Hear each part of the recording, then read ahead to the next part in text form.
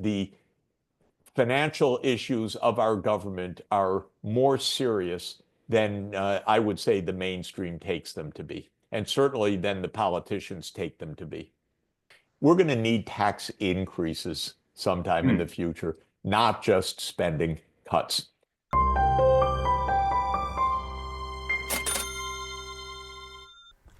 Welcome to Thoughtful Money. I'm its founder and your host, Adam Taggart. There can be little doubt that we're in a material juncture. Deficit spending and the resulting pile of debts and other sovereign liabilities are starting to place real limits on our economic prosperity. In addition to these legacies of the past, the future is fast becoming more uncertain as many nations, the US in particular, are embarking on new policy directions very different from the status quo of recent decades. So, where's all this heading? And are our odds for entering a better tomorrow increasing or decreasing? To help us wrestle with these very large and important questions, we have the great privilege of speaking today with Jeffrey Sachs, Professor of Economics at Columbia, best-selling author, and global leader in sustainable development. A survey by The Economist ranked Professor Sachs as among the 3 most influential living economists, and it's an honor to welcome him to this program for the first of hopefully many future appearances. Professor Sachs, thanks so much for joining us today. It's a pleasure to be with you. Thank you. Thank you. All right. Well, look, you are kindly making yourself available during a whirlwind world tour. We don't have a lot of time here. I have a ton of questions. I made the mistake of asking my social media followers for questions for you. And of course, I got about 2,000, but we'll try to get through as many as we can in the time we have. If we can, let me kick this off with a intentionally broad question I usually start these conversations with. What's your current assessment of the global economy and financial markets? When you speak about global economy, not only are we talking about all the varied regions of the world, but different time horizons. There's the short run, what's going to happen next week, next month, next year, what's going to happen to the stock market, and so forth. I spend more of my time thinking about what's going to happen in the next 10 to 20 to 30 years, I have to say. So if I take the longer term perspective, it's a little bit easier, but we can come back in 10 years and continue that discussion. We're in the midst, obviously, of major technological advances. This is the most promising aspect of the world scene because technological advance is the fundamental engine of long-term economic progress. And we are in, if not a golden age of technological advance, certainly a revolutionary period of massive advances through AI, other digital technologies, and related advances in just about every scientific and technological area. If we harness that right, that's all very good news. But there are obviously major complexities that come along with this. One is the geopolitics has been absolutely turned on its head in recent years. The US 30 years ago believed at the strategic level, well, we're all alone. We're the sole superpower. Now it's perfectly plain. We are in a multipolar world. And this makes a lot of difference. Ecologically, we have huge environmental crises. Sometimes these are denied because they just complicate the scene, but they're absolutely real, like it or not. And so that is another major factor. We also have, as you said in your introduction, and your kind introduction, we also have the range of financial issues which are pretty complicated. The United States has taken on so much public debt in the last 30 years because both our political parties like to give tax cuts and like to make spending increases, even though maybe on somewhat different things, that both parties have been agents of deficits and debt accumulation. So our debt held by the public is about 100% of GDP, but it's going to soar in the coming years. And the government, as typical in the United States, despite very large budget deficits, is on the verge of more tax cuts. These politicians love tax cuts. Their donors want tax cuts, so they give them tax cuts. But whether this ever leads to financial responsibility, that's a big question. We used to think about debt at this level as only possibly the consequence of war, because wars are financed by debt for many reasons. But this is peacetime, Mhm. relatively speaking, at least, thank God, not global war. And yet, during 30 years, the U.S. has just accumulated debt massively, irresponsibly, and unsolved until today. So short-term macro is pretty complicated. Lots of financial crisis possible. Lots of instability from Trump's tariffs, which I'm not a fan of. Lots of geopolitical uncertainties. Lots of ecological shocks, massive hurricanes, droughts, floods that we've had in recent years. Uh, if we take the longer term view, if we stay out of self-created disasters of more wars, if President Trump succeeds in making peace in Ukraine, and God, if he would make peace in the Middle East, which is possible too, and diminish the tensions with China, all of this could then open the way for this technological good news to play out in the next 10 to 20 years and really raise living standards. So this is why it's such an amazingly uncertain and in many ways unprecedented moment. All right. Great answer. What I sort of take from it is in the near term, folks, buckle your seatbelt. There's going to be some turbulence. But if our pilots focus on making smarter decisions going forward, we could actually end up at somewhere pretty good. But that's not baked in the cake. We're going to have to pay attention the whole way through. That is a perfect summary, said much more succinctly than I did. No, no, no, no, no. It was great. Okay. And again, forgive me for coming at you with rapid fire here, just trying to make the most of the time that we have. Um, I have a question here of how much of a threat are our national debts and underfunded liabilities and our huge deficits? I think you've already kind of answered that, which is they're kind of a big deal. We need to get under control. Anything you want to say about that before we move on to Yes, it, new it, it territory? is it is a big deal. It becomes a drag on society. It becomes a source of conflict. It becomes an occasion for very bad decisions, socially unfair decisions, cutting the most vulnerable people off from urgent help that they need, for example, because real, responsible adult decisions get postponed so long that moments of truth arrive. And the U.S. is facing uh, rising debt into the future. This is important to understand. Our society is aging. Our healthcare costs continue to rise. Our liabilities, both in healthcare and in Social Security, are quite real. And they are not properly funded looking out on a 75-year actuarial base. And so, whether it's the Congressional Budget Office or my colleagues that do so-called generational accounting, they show we've got a lot of unfunded liabilities that aren't part of that visible debt, Mhm. but mean that the debt is going to continue to rise significantly in the future. Let's add another important point. Interest rates obviously have gone up a lot. Uh, I learned something in economics about 30 years ago or so, and it's really true.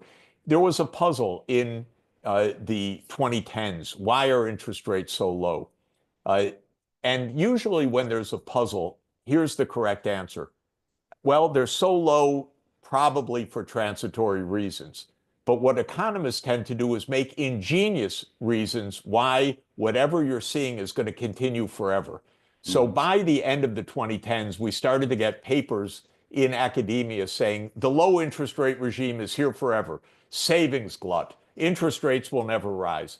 By the time you get there, you can be pretty sure it's actually some kind of bubble or financial asset mispricing. But interest rates have risen significantly, not only in nominal terms, but in real terms. They will continue to be higher.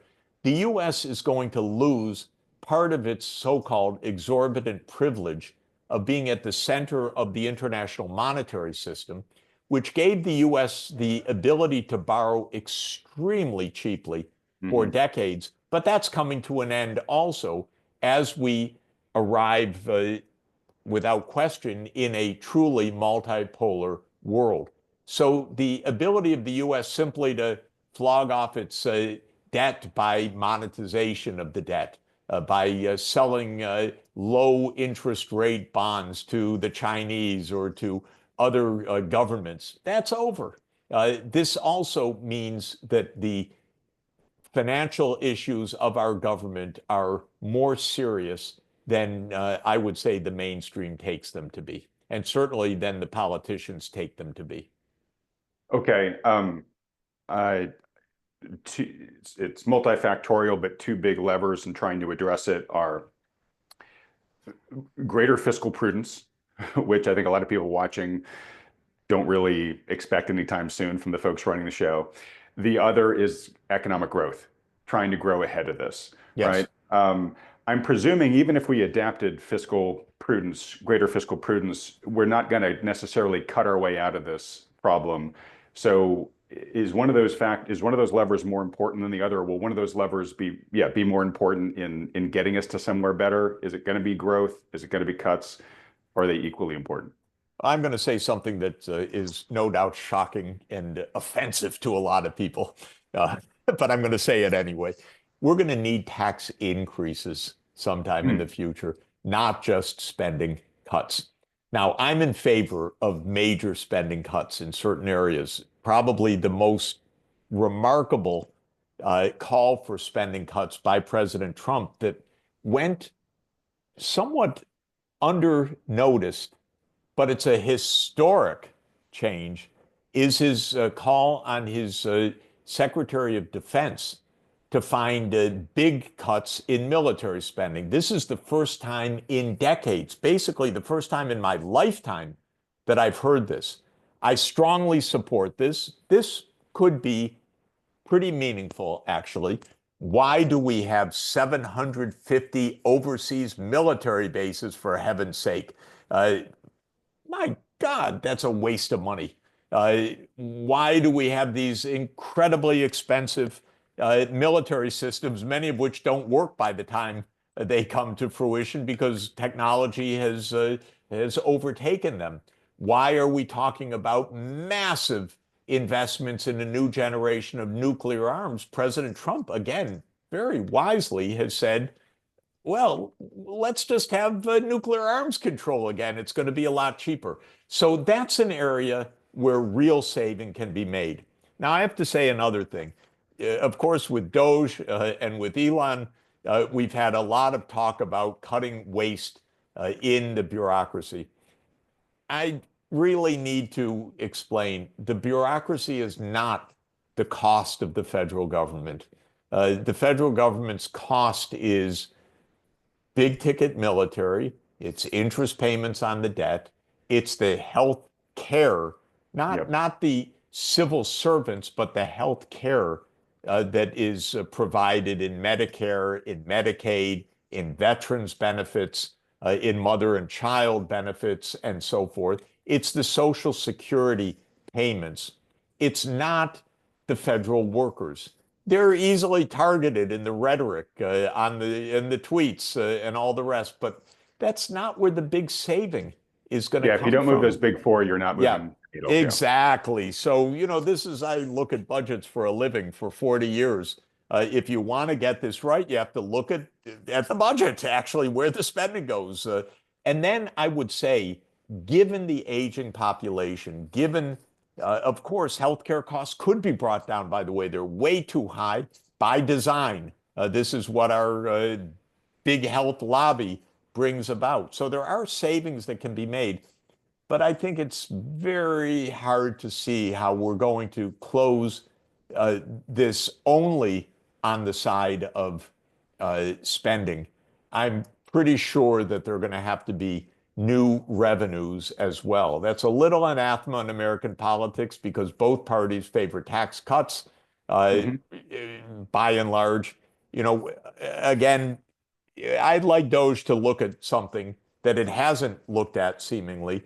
There have been lots of studies showing that if people just paid the taxes actually due, rather than the tax evasion. I'm talking about evasion now. I'm not talking Hmm. about avoidance. I'm talking about evasion. That could be a very large sum. But they're not talking about that right now. No one wants to have, tax enforcement. But even with what's on the books in our tax laws, we could collect a lot more revenue. So even without changing the laws, we could actually have tax enforcement. But it seems it's going the other way right now. So I don't believe that they're getting to the crux of this, other than this good news that I mentioned on military, which is a big deal. First time a president has basically said this for decades. Right, and it's early days, so Absolutely, the fact everything's that early days. the fact that they're tackling the Pentagon budget this early, I think is notable Very for sure. notable, very Well, notable, very commendable. yeah, we'll see where it goes, but on the tax side of things, President Trump is now talking about, tariffs, right? And potentially using tariffs as a way to start having foreign players provide the revenue that domestic taxes have been providing. And in fact, he's, gone to the extreme of saying maybe we'll get rid of the IRS and we'll have the ERS, right? Um, how likely possible is this? Is this just political, hot air, or is there potentially something here? Run the numbers, it doesn't work. We just don't import enough anyway. And if you start putting on high tariffs, you get less imports. So there is not the one-to-one relationship of putting on a tariff and getting the revenues out on the basis of past imports, because the import levels will change. The tariffs are not going to do much on the revenue side. On the industrial structure side, I'm also pretty pessimistic, by the way, because our manufacturing industry depends uh, on efficient global supply chains. You break those up, well, it may lead to a few more jobs on for some suppliers in industry, but it's going to lead to a lot less competitiveness of our industrial base internationally. So we basically turn over the markets to China and to others in third countries because we're no longer competitive, because we become high cost Right. industrial producers. So I'm not very keen on this approach. Of course, an economist, almost by definition of the trade, believes in open markets and free trade, and I'm a card-carrying believer in international trade as an engine of global economic development and America's well-being as well. All right. Well, look, Professor Sachs, I have so many questions here that I'm not going to get to, and wanted to ask you about Russia and Ukraine and the potential deal there, and what would the U.S.'s relationship with China look like, Russia look like after that. Obviously, I want to ask you about China. You mentioned the Middle East. I mean, there's so many things that in the time we have left, we really don't have a chance to do justice. So let me get to my big question and then just let you run on it, which is, Professor Sachs, if we made you economic czar, No, what do you have against me? yeah, and we had to do whatever you thought was best, what what new policies or reforms would you most want to see put in place? I would try to address America's long-term needs. I would try to back away from very short-term measures and think about America in the coming generation. I would think about the technology that we have at our hands right now, which is absolutely wonderful. As a professor, I now am able to use online educational materials, pedagogy in ways that were unimaginable just a few years ago. In healthcare, we could revolutionize and reduce the costs of healthcare. We could actually improve our infrastructure. I ride the rails, as it were. I Mhm. take Amtrak on the East Coast, but I ride fast trains in China, in Europe, in other parts of the world. We don't have properly 1 mile of fast rail in the United States. Now, Amtrak would quibble that we have a few, but they generally can't use it at capacity. Yeah. China has 50,000 kilometers of fast rail. It just reached 50,000 kilometers. That's about 30,000 miles. I ride a lot of that. It's unbelievable how efficient, how fast the intercity transport is right now. So I would try to build for the long term. I would design fiscal policy for the long term. I would try to address what became two societies in America. Uh, Financially successful professionals and managers and coders and scientists, and then half the country not being able to pay the bills. Protectionism is not going to solve that. China is not the cause of that, despite what some people think. That has come from technological change. That has come from the kind of skills one needs to make a decent living in the 21st century. That has come with the need for upskilling all of society in different ways. It even requires new kinds of tax policies. And that's actually that inequality issue, not inequality, leaving half the country behind. That issue is going to be exacerbated by artificial intelligence if we're not smart about this, Mm-hmm. because AI is going to cause a lot of job loss. And there will be some new jobs, there will be new opportunities. If we're fair about it, if we're thinking about it, everyone can benefit because it's a great advance, it's a bigger pie. But if we only go by the market forces, so called, we'll have a bigger pie, but my God, it's going to be sliced even more unevenly than now. A lot of people are going to be left behind on this. So, my view is we need to think ahead. We're not very good at thinking ahead. We don't like that planning business. The thinking ahead, you leave that to business. No, I want infrastructure that works. I travel all over the world. American infrastructure is absolutely 50 years behind now. We're not applying what we can do for the sake of society as a whole. We're not thinking about fiscal policy on a 30-year perspective. Every government that comes in wants a tax cut. Well, it doesn't work that way. Yes, you kick the can to the next government, but now the interest rates, as I said, are rising sky high. The role of the dollar is diminishing. We need to think ahead. I travel to other parts of the world a lot. I go to China very often. Let me just say one thing for everyone listening. China is thinking ahead. You may like it, you may not like it, but they're thinking ahead. And I've been going to China now for 44 years. So I've watched the entire boom period. I was just in China recently. I'll be back again soon. They're thinking ahead. It's time for America to think ahead also.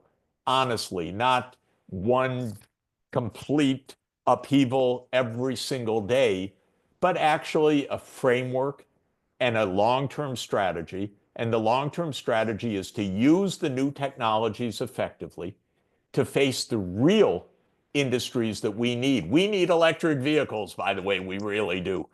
We need new sources of energy. We really do. We need new infrastructure. We really do. We need to plan against mega droughts, mega storms, mega Category 5 hurricanes, and coming in the Caribbean, mega forest fires, and so forth. We need to plan so that we don't have those calamities. And that means new technologies as well. So this is my main thought, which is we're improv right now. We're social media 24/7. We're nonstop. What happened today? It's it takes the breath away. But We're ADD. we need to think ahead. Okay, so yeah, rather than being ADD, we got to start getting some focus and get into a flow state. All right, I'm going to ask you a couple quick rapid fire questions, and I'm going to get you out on the right time. So we are not using our resources as intelligently as we could, and you're saying we need to be smarter about things going forward. When you look at America's potential to do things right here, is there anybody better positioned on the world stage than us going forward? Would you rather be a China? Would you rather be somebody else? Or does America have the best ingredients? It just needs to figure out how to use them better. Well, China has very strong ingredients in that it's got an extremely well-educated population. Its school systems are working extremely well. Its research base is working extremely well. America's could too. So it's not a matter even of ratings. Of course, we could be successful. We have what it takes, and we should uh, understand that what we need is a mix of public and private, of short-term and long-term, of realism, of peace in the world.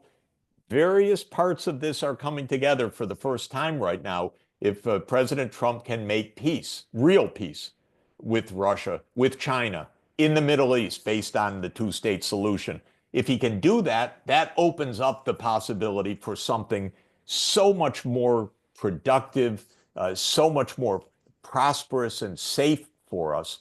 So, yes, of course, we can be successful, but our institutions aren't working right now. They're so short term, so short sighted. Uh, but we have the skills, we have great universities. I want to say we have great research institutions. We're not alone in that, but we have what it takes for us to achieve prosperity, definitely, and a Okay. shared prosperity. Okay. This is not intended to be a political question, just policy-wise as best you see it. We have the new Trump administration. It has a very different playbook than what's persisted for the past several decades. It's not perfect.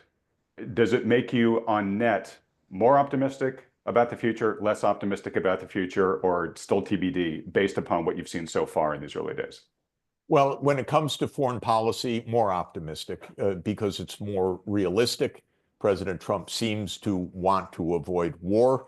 I want him to retake American foreign policy in the Middle East, take it away from the Israel lobby, if I could be frank about it, because I want the wars to end in the Middle East too. The two-state solution. I want the crisis with China to go away because China's not an enemy. China's a successful country, but it's not an enemy. But on foreign policy, much better than what we had in the last 30 years. And I really thank President Trump for that. It's early days, but it's in the right new direction. When it comes to domestic policy, I want them to think clearly. Fiscal policy, technology policy, benefits for all society, long-term planning, budget. If we can get those things together, we could do a lot better at home. All right. You've done a fantastic job giving detailed but concise answers to these questions in the time that we have. There's a lot of, some of this was unfair. Some of these questions, I'm sure you would have loved to have had 10 minutes to expound on to give a full nuanced answer. Hopefully we can do that at some point in the future. Let's do that. But I can't thank you enough. Last question for folks that have really enjoyed this discussion and would like to follow you in your work, where should they go? There is a website called jeffsachs.org. You can find everything that I'm writing, video clips, things that I'm speaking on basically day by day. And would love for you to have a look at that and keep the open discussion going. All right, Jeff, when I edit this, I will put up the URL to your website there so folks know exactly where to go. Folks, it'll also be in the description below this video. Professor Sachs, I can't thank you enough. It's been an absolute privilege. Pleasure for me. Thank you so much. Great to be with you. Everyone else, thanks so much for watching.